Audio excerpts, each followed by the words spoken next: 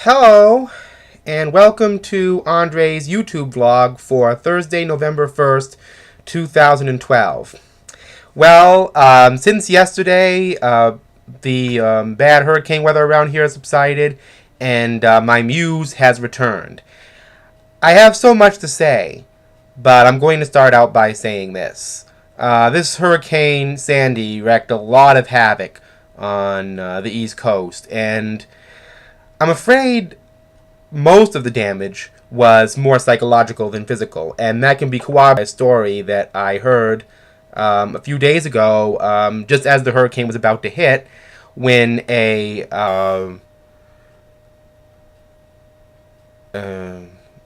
church chaplain named John McTernan took to his website called Defend and Proclaim the Faith, saying the storm, Sandy, was simply God's judgment for homosexuals as well as for Obama and Mitt Romney's backing of same-sex marriage. This report was made by the International Business Times.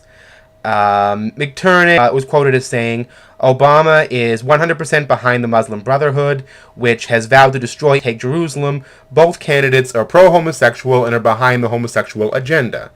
America is under the political judgment and the church does not know it.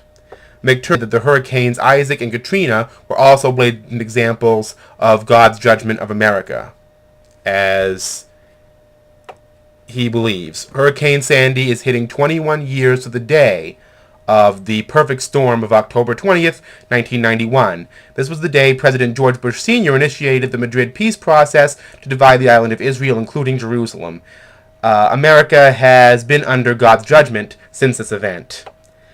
The Huffington Post notes that the preacher was also critical of Mitt Romney, that he is a big pro-homosexual supporter, to the point where he will keep open homosexuality in the military, he wants homosexuals in the Boy Scouts, and he wants more homosexuals in the Republican Party. Now, how's this for thinking? We are equating political and social events, us are, with climate.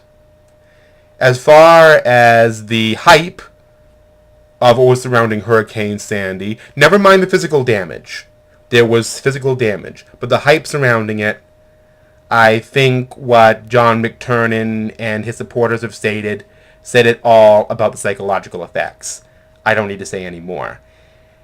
But last night was Halloween night, and I have a little more to say about that, actually. Last night, I was watching an episode of Doctor Who. I have been into Doctor Who since February of this past year, and I've been concentrating on the classic series, but I decided to check out the 5th series starring Matt Smith. And the episode I watched last night was perfect for Halloween. It was called The Vampires of Venice. If any of you are Doctor Who admirers, Whovians, or hooligans, or whatever it is you choose to call yourself, The Vampires of Venice is an episode that revolves around members of an alien race who have become extinct, trying to repopulate their species in 16th century Venice.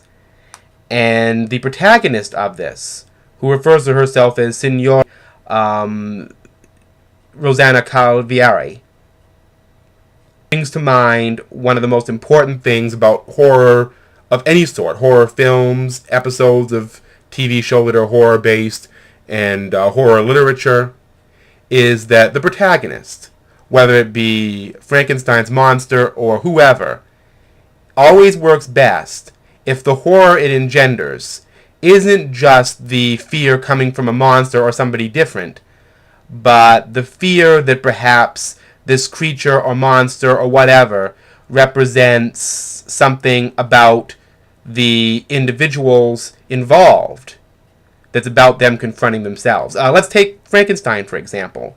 You know, people might be frightened of this hideous monster, as it were, but perhaps intellectually, you know, the most frightening thing about the Frankenstein monster is that, you know, the scientific theory that the body was a bioelectrical entity, and Victor Frankenstein's, brashness in trying to harness this. And the next thing you know, he has assembled a collection of human body parts from criminals and harnessed that electrical energy to create what literally is a monster made up of very intense and often hateful emotions. And this creature is eventually begging to be killed. And that's the true horror.